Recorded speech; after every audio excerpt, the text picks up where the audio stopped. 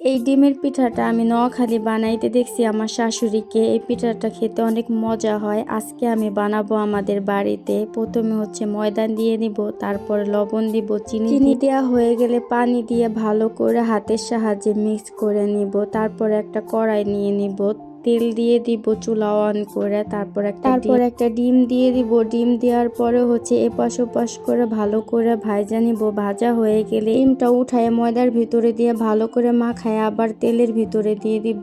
আবার এপাশ ওপাশ করে ভাজা নিব, আবার ময়দার ভিতরে দিব। এইভাবে 3-4 বার করে আমি এরকম ভাবে ভাজা নিব।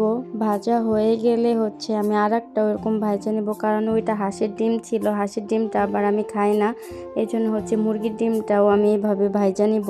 এই ডিমের পিঠাটা 5 মিনিটও লাগে না বানাইতে, অনেক তাড়াতাড়ি বানানো যায়। নোয়াখালীর মানুষ সকালের নাস্তা বা সন্ধ্যার নাস্তা হিসাবে এই পিঠাটা খায়। এই পিঠাটা খেতে অনেক মজা। আমি 2টা পিঠা বানাইছি, মাশাআল্লাহ দেখেন কি সুন্দর হয়েছে। এখন আমি কাইটে নেব, 2টা পিঠাই সুন্দরভাবে কাইটে নেব। কাটার পর আরো ভাল লাগতেছে, কাটতে তো আরো ভাল লাগতেছে। তো দেখেন ভিতরে কি সুন্দর একেবারে পারফেক্ট ভাবে হয়েছে, মাশাআল্লাহ। আমাদের বাড়িতে এই ডিমের পিঠাটা সবাই পছন্দ করছে। আজকের ভিডিও এই পর্যন্তই। সবাই ভালো থাকেন, সুস্থ থাকেন, আল্লাহ হাফেজ।